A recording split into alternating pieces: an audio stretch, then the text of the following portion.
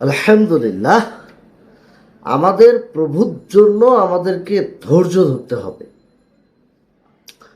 মহান আল্লাহ তাআলা সূরা মুদ্দাসসিরের ৭ নম্বর আয়াতে বলেন, আউযু বিল্লাহি মিনাশ শাইতানির রাজীম, ওয়ালি রব্বিকা ফাসবির, আল্লাহর জন্য ধৈর্য ধরো। এই একটি আয়াত নবী করিম সাল্লাল্লাহু আলাইহি ওয়াসাল্লামের দাওয়াতি জীবনের একমাত্র মূল শক্তি ছিল, চালিকা শক্তি।